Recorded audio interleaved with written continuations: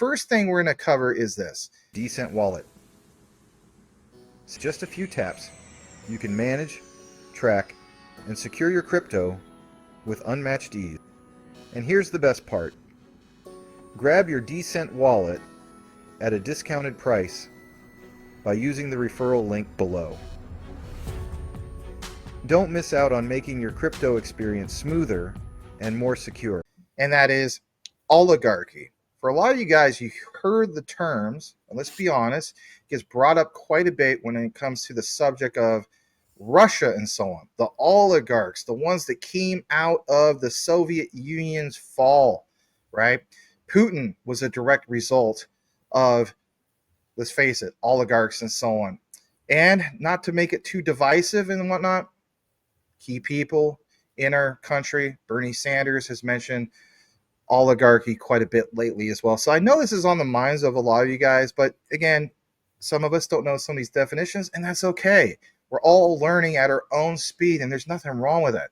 Let's jump into what we have in that regard. So by definition, as you see here, oligarchy basically means a small group of people having control of a country, organization, or institution. Some people stated in the past that Bitcoin is freedom. So if anything, it's a threat to the oligarchs and so on. But when we talk about things like XRP and QNT, oh, that sounds a little bit more centralized. So if anything, that would contribute to an oligarchy. Is that the case? Well, before we get further into it, Michael, your thoughts about the topic of conversation, holding crypto, and basically you should stake that, whether it's a big percentage, small percentage, or whatnot, to prevent oligarchy. Your thoughts? Yes, I believe that 100% because the retail investor, there's not enough of us. We need to have more retail investors in this. And we need to have, because of society collapsing, we need to have essentially a way to make money. We got to buy bread, we got to buy food, we got to pay for the lights, etc. So the thing is, we need to hold it because otherwise, if this is the form of money, as we call it, if this is the currency and they control it, they control everything. This is the first time in history for a couple of things. Retail has been out ahead of the institutions on the ISO coins. Also, this is the first time that people actually have a chance to beat the system. Through their hard work, their dedication, they can actually get out of the game. It's like getting out of the matrix, basically. So it is extremely important that more of, let's just say, the middle class, the lower class, we'll say, even hold as much as they can, not sell it just for a quick hit. No, you got to hold it, place loans against it, or have people take loans against your assets. This way you get interest, you get dividends, or even you take a loan against your assets. Now that gets a little complicated, but short version is it's still your asset. And that is the main thing. Keep it your asset, make money off your asset, but we need more people holding the asset. In this case, the ISO coins.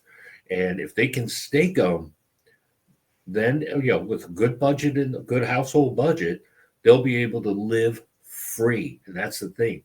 Being free, living free. I love the perspective, and that's what we want to get into. So what are we going to cite in that regard with what we have? Well, let's take you to this next part of the outline, and it's going to come from this guy. It's this person who is Usman W. Kohan. Now, again, why point out some of these key people? Well, in this paper that's referred to as Crypto Oligarchy, the Cryptocurrency Lobby in American Politics, you see that this was published, or posted, I should say, on the 25th of February of this year. And he actually originally wrote it on January 2nd of 2025. Now, who is this guy? Well, he's part of the Center of Aerospace and Security Studies, the CASS, Critical Blockchain Research Initiative, CBRI, International Association of Hyperpolyglots. And he's also, I guess, stationed over with the University of New South Wales. Interesting because, as he points out, this paper examines the rise of cryptocurrency lobby in American politics. It's a case study evolving in, the whole thing of political, economic cryptocurrencies, but it's an argument that the trajectory of cryptocurrencies mirrors a transformative process from anarchism to statism and ultimately to oligarchy. He mentions a little bit more about this. He points out fair shake, but bottom line is, in his second section, the frames of the crypto oligarchy within the conceptual evolution of anarchism, again, back to oligarchy, traditional powers, how they still have a role, where we're going from here. So here's the thing. I decided to get into the weeds about this. And basically speaking, if you go to his paper, all right, here it is. You see in the PDF, and you're all welcome to get this if you choose to really, read it, the whole thing I did. I thought it was pretty interesting. It's 21 pages, so it's a nice read. But crypto oligarchy, the cryptocurrency lobby, of course, in American politics. Really, really interesting. I also have my MBA. I don't have my PhD yet, but I can appreciate some people pointing this out. Now, we are talking about oligarchy. Now, this is where it gets really, really interesting. He could have talked about any particular project out there, but since we're talking about XRP, boom, boil it, mash it, stick it in a stew. He mentions here Ripple. He points out that the results of the efforts have been remarkable, with Fairshake claiming to have supported 253 pro-crypto candidates in 2024 elections, a significant number of whom won their contest. Well, that solidified pro-crypto presence in Congress, and we know the rest is history at this point. But it was the success of Fairshake and the broader crypto lobby was a testament to the immense wealth concentrated in the cryptocurrency industry. Back to what Michael Golpe was saying in regard to there's definitions of freedom as in financially free, but with major firms and individual stakeholders providing substantial funding. Key contributors to Fairshake did include Coinbase, Ripple, and venture capital firm Andreessen Horowitz. And we know Andreessen Horowitz, they got their finger in pretty much all the major pies. Honorable mention, shout out to my brother in the community, great researcher, Rue Black. Andreessen Horowitz is also like with Swift Blockchain and whatnot. So all these super PACs, interesting to see the terminology. And the second part, where he talks about fair shake, examined in the previous section, super PAC funded by industry titans like Ripple. Again, why would this guy want to point this out twice and cite the whole thing about oligarchies, fair shake, Andreessen Horowitz, and of course, Ripple? Your thoughts in that regard, Mr. Michael Golpe? Well, it could go either one of two ways. Either he's concerned that these groups will form a cabal and become an oligarchy, or it could be that maybe he likes the old oligarchy and he doesn't like the new blood. Or maybe he's in on it. You know what? It's anybody's guess. The thing is, like I said before, it's a big party, but they don't want us in it. They don't want us to own it. That means we have to own it. So it's very interesting how he brought up all these good, interesting points. And I'm glad, because I thought this was my original idea, but you being the researcher or researchers, in my humble opinion, you found that other people are seeing this too. And yeah, it's there's that old expression, be on the right side of history. So that's why I would really love to see more everyday people flowing into the ISO coins, XRP, XLM, XDC, etc. Definitely flow into quant. I mean, I just recently got turned on to quant. It was looking up QT that I found you online, Max, because bro, I was lost on QT. I started to get an idea, but you clarified it all for me.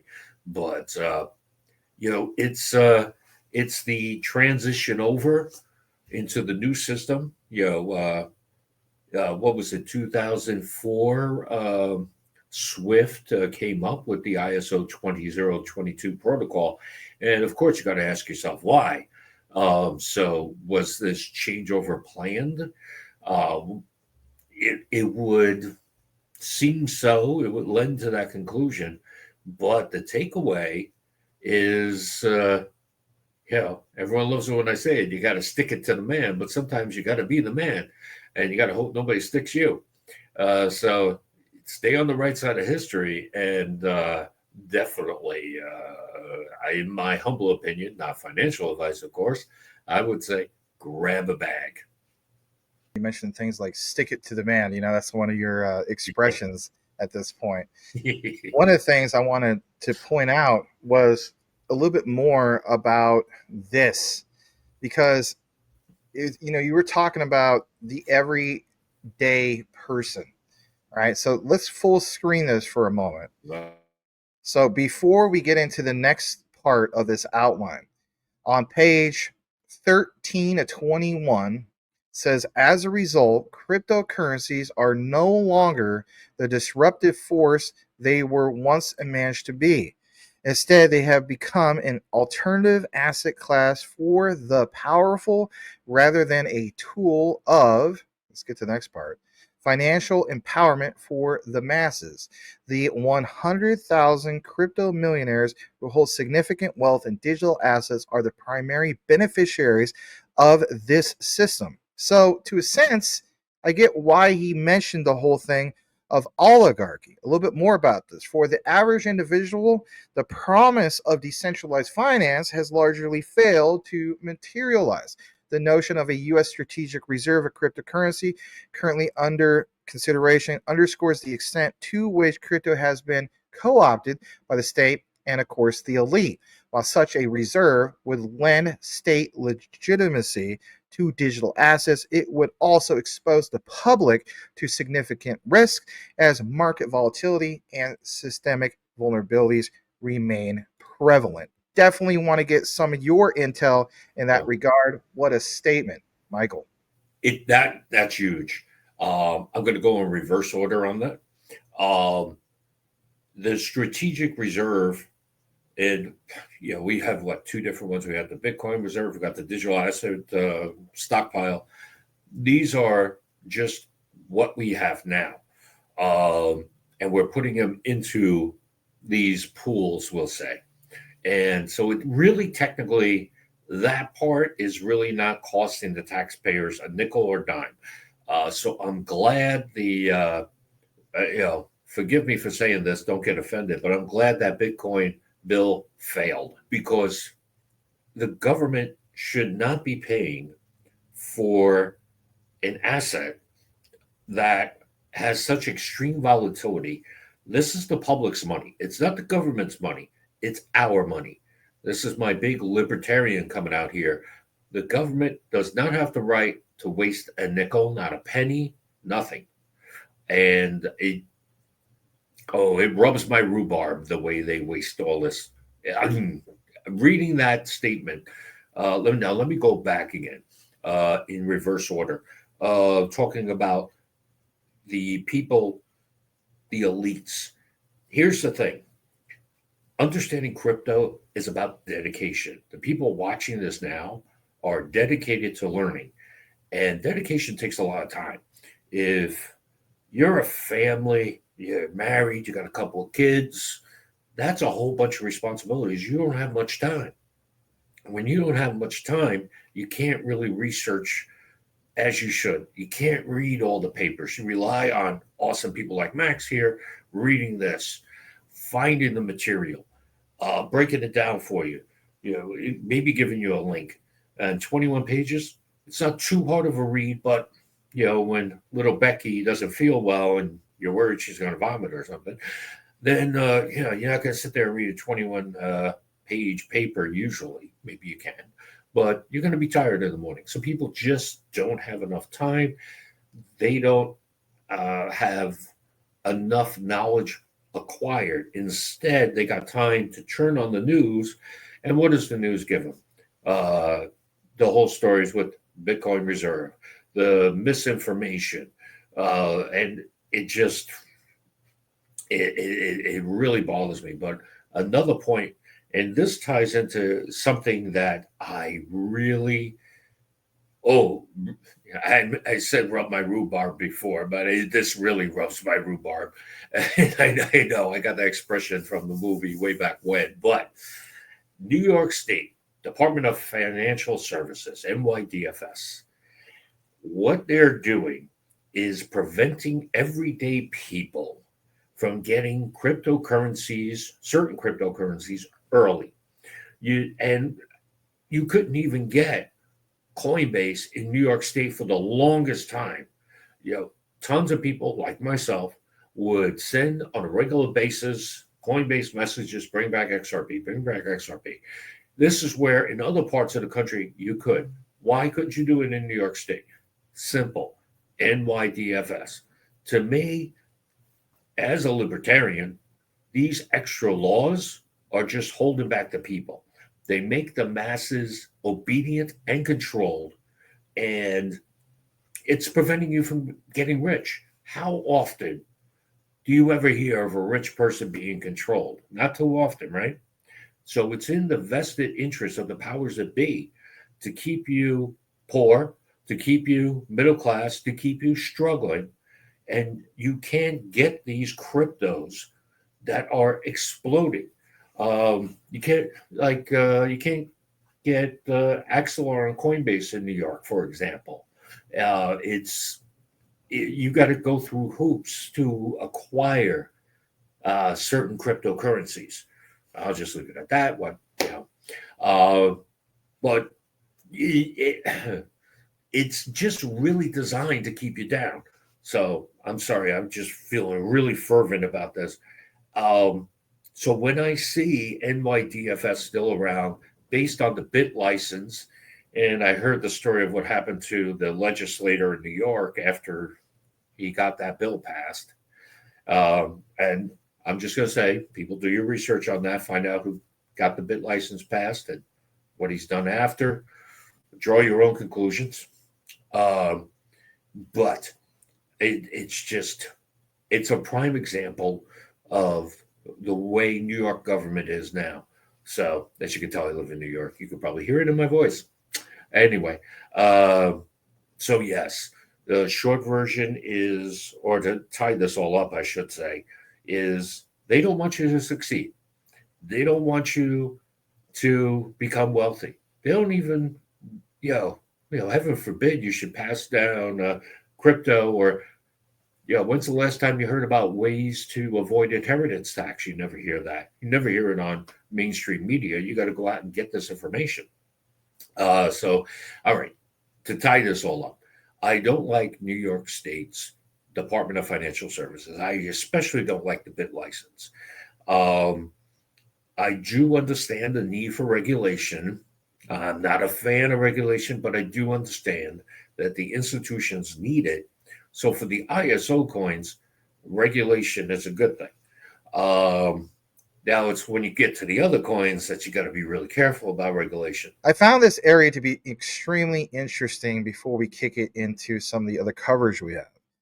On page 14 and 21, it says this strategy of integration to the existing financial system, well, in many ways, is superior, according to this guy, to maintaining a parallel global system that remains under constant attack from regulators, traditional financial institutions, and geopolitical forces. By aligning itself with state power and the existing structures of capital, the crypto oligarchy ensures its survival and growth, albeit at the expense of crypto's original ideals.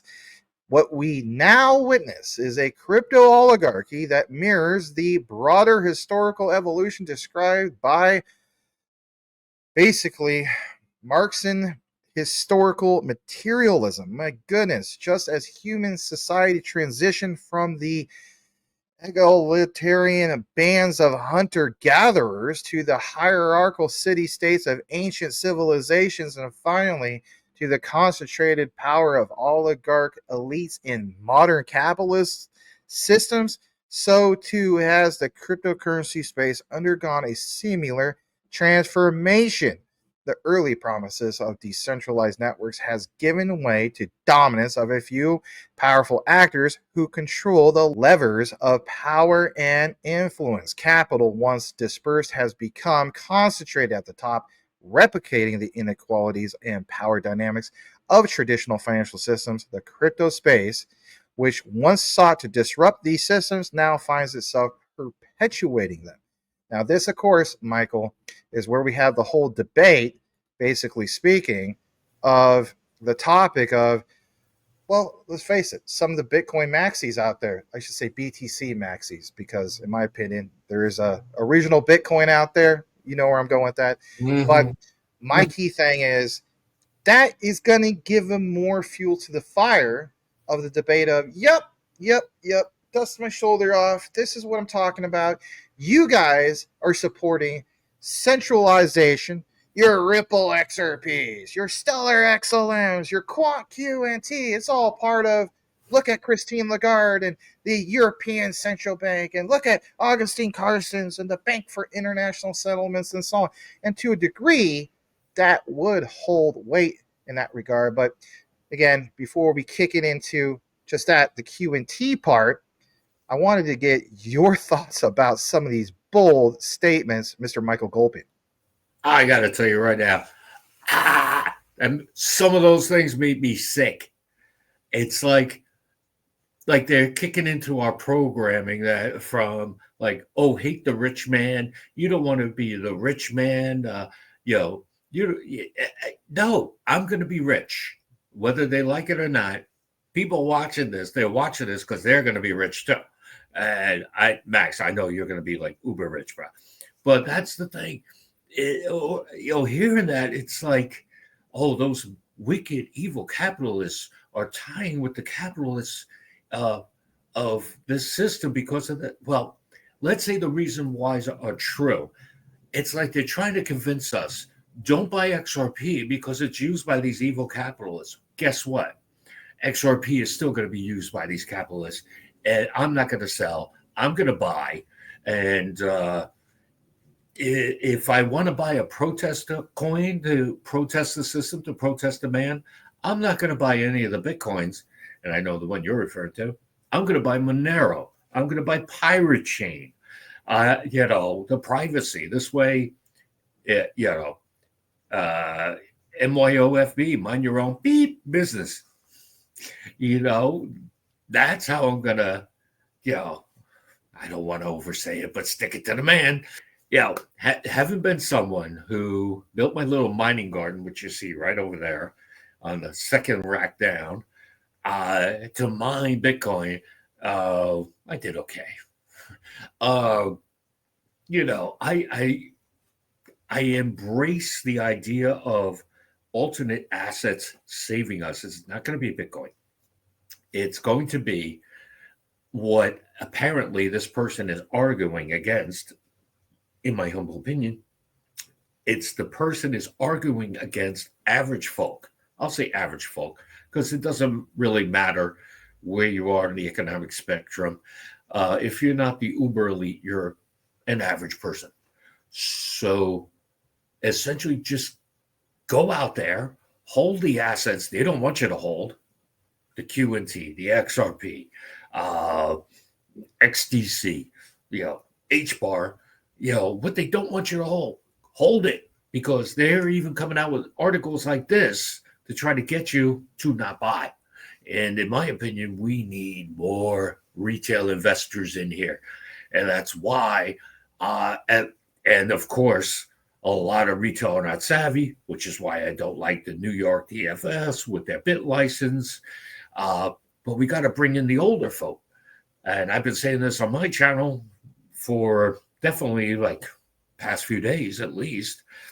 We got older folk. They want to get into crypto. My auntie wants to get into crypto. My goodness. I want to say she's like 80. My mother wants to get into crypto. So I crypto pilled to both of them, and I'm showing them videos. I'm going to probably send them this video too. But older folk, there are not some silly little granny baking cookies and stuff, but and even if she is, baking cookies, and that's what she does, she still has the right to be rich. I think so. Granny doesn't need to worry about money. She worked hard her whole life. Let her enjoy her retirement.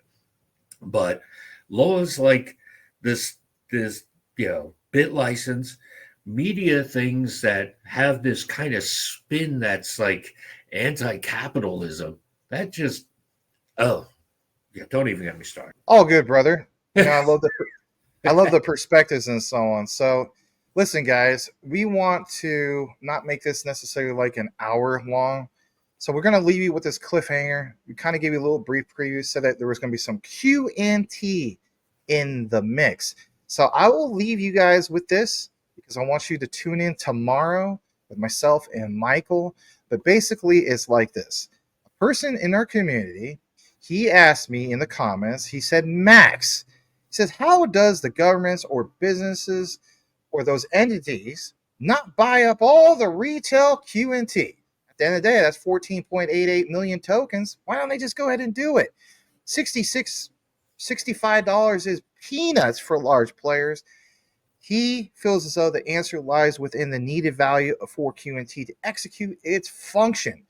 He wanted to know if there was any words about this common sense topic and if governments were being restricted from buying.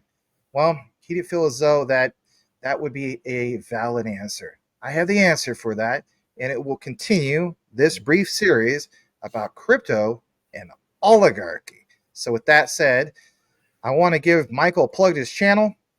Be out on the lookout for that. Here it basically is.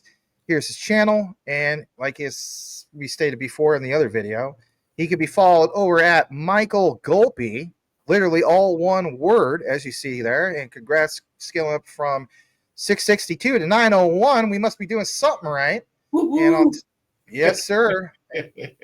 And on top of that, he does have an X. He can follow or be followed over here on X, same as you see on YouTube at Michael Golpe.